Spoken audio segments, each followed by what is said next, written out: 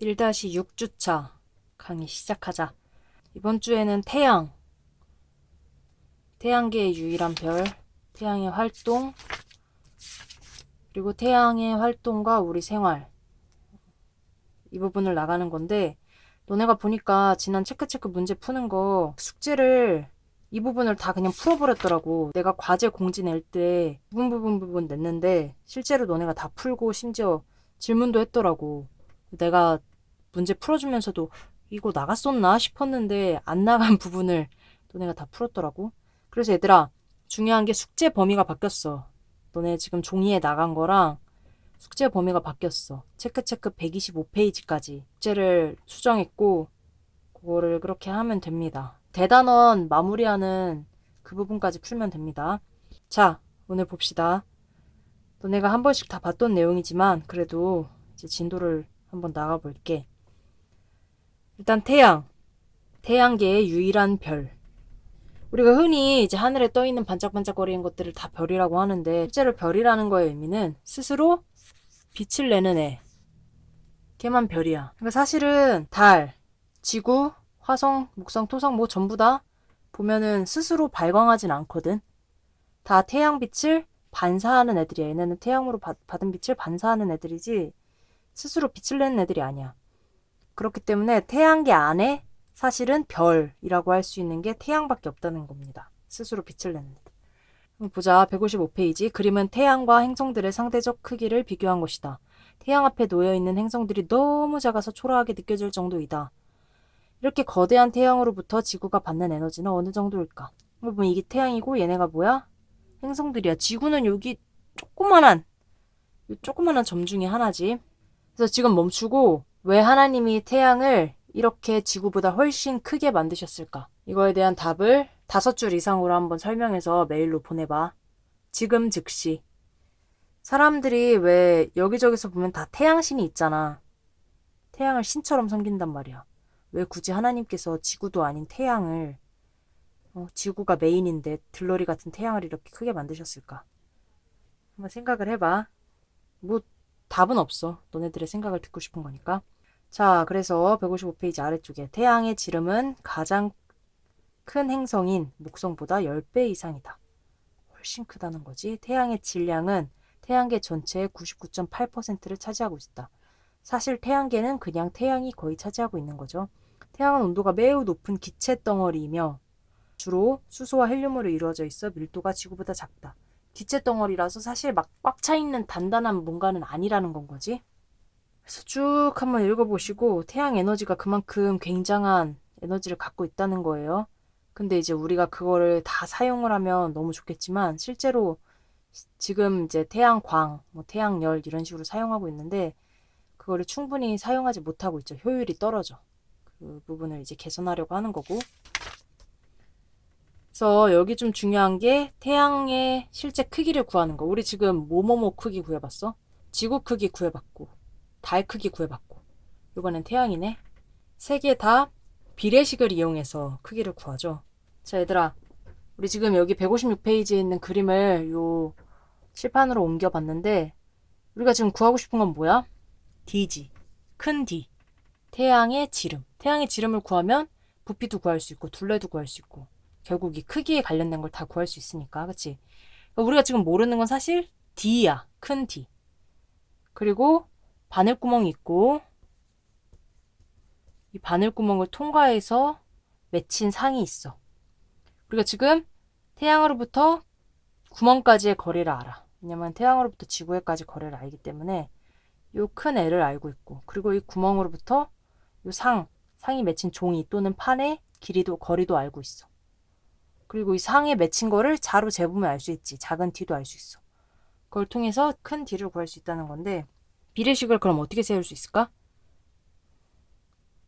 그냥 간단하게 D 대 L은 뭐야? 작은 D 대 L 또는 큰 거 대 큰 거, 작은 거 대 작은 거 이런 식으로 할 수도 있고 아니면 큰 D 대 작은 D는 L 대 L 이렇게 성립할 수도 있죠. 요거를 얘들아 풀면은 지금 보면 비례식만 가지고 왔어. 자, 여기서 보면 우리가 지금 구하고 싶은 건 D잖아. D를 어떻게 구할 수 있어? 안에 것끼리 곱한 것과 밖의 것끼리 곱한 게 값이 같지. 그러면 D 곱하기 L은 D 곱하기 L. 그러면 우리가 지금 얘를 알고 싶은 거니까, 그치? 얘를 뺀 얘를 여기로 이항시키면 지금 큰 D는, 즉 태양 지름은 뭐가 돼? 소문자 L 분의 작은 D 곱하기 큰 L. 이렇게 해서 구할 수 있겠죠. 어려운 문제 아니지. 그래서 이런 식으로 태양의 지름을 구해봤더니 반지름이 약 70만 킬로미터래. 지구 반지름의 약 109배. 어마어마한 크기지. 이렇게 해서 태양의 크기를 구할 수 있다는 거. 157페이지 태양의 활동. 태양이 가만히 그냥 빛만 비추고 있으려면, 태양이 계속해서 빛을 비추려면 사실 태양은 계속 뭔가 활동을 해야 돼. 빛을 비춘다는 건 뭐야? 뭔가 에너지를 계속 발산한다는 거거든. 빛이라는 게 결국 에너지니까. 그래서 태양을 관측을 해본다는 거야. 그래서 관측을 하려고 지금 이런 망원경 가지고, 천체 망원경을 가지고 태양을 관측을 하지. 우리는 천체 망원경이 없어서 좀 아쉬운데 천체 망원경을 가지고 관측을 하지. 천체 망원경에 대한 거는 체크체크에 자세하게 나와 있길래 그걸 보고 함께 해보자. 체크체크 116페이지. 이제 망원경에 대한, 천체 망원경에 대한 자세한 설명이 나와 있어서 한번 보자. 천체 망원경의 설치 순서와 사용법. 요거는 보면 알 수 있어. 그냥 삼각대를 잘 놓고 그 위에 경통. 경통은 뭐야? 대물렌즈, 저발렌즈 및 보조 망원경이 연결되는 부분. 통 부분이야, 통. 빛을 이렇게 전달하는 그 사이 통 부분. 대물렌즈는 뭐야? 여기 나와 있지만 빛을 모아주는 부분. 이렇게 빛을 다 받아서 볼 수 있도록 빛을 모아주는 부분이고, 저발렌즈는 뭐야? 실제로 내가 눈을 대서, 눈을 대가지고 보는 부분이야. 접안. 지난번 문제풀이에도 나왔지? 보조 망원경은 뭐냐면, 이제 망원경은 되게 확대되어 있는 상이잖아. 그러니까 이게 전체를 보는 게 아니라 아무튼 그 확대된 그 하나를 보기 위함인 거잖아. 예를 들면 목성을 관찰하려 그래. 근데 우리가 확대되어 있는 채로는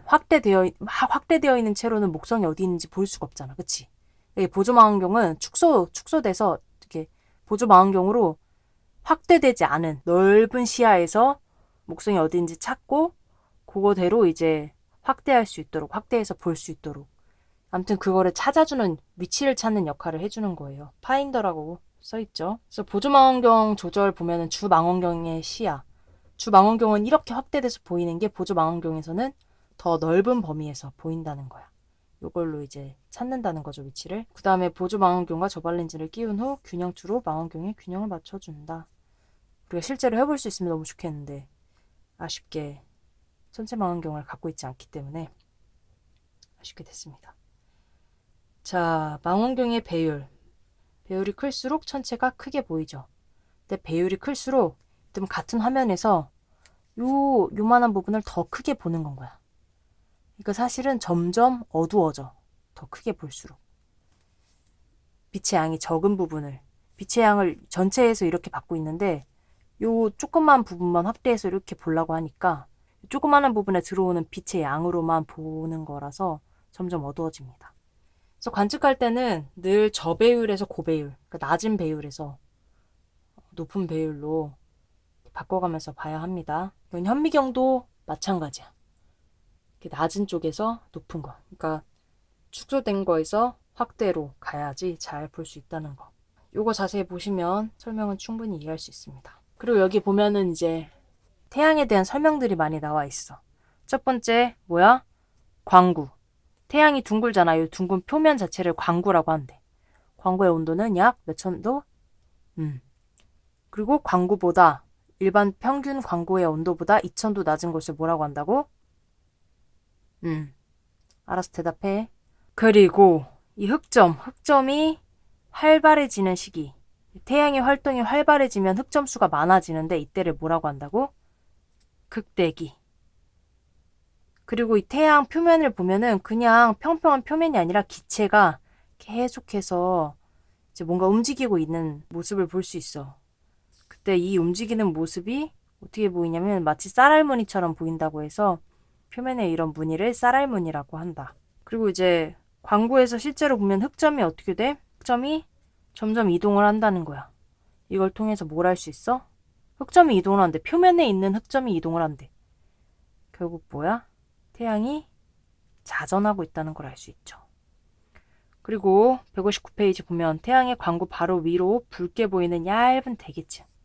요 얇은 대기층이 있는데 이거를 채층이라고 하고, 지구에도 지구가 있고 그 주변에 우리 대기권 있잖아. 대륙권, 성층권, 중간권, 열권 막 이런 식으로 대기권이 있잖아. 그런 것처럼 태양에도 대기가 있다는 거야.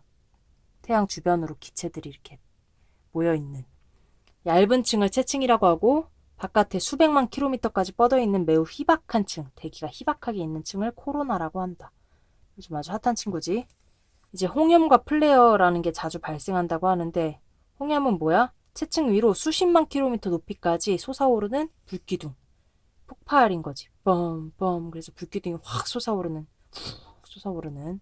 플레어는 흑점 주변에서 매우 짧은 시간 동안 급격하게 밝아지면서 많은 양의 에너지와 물질이 폭발적으로 분출되는 현상이래. 이것도 폭발이네.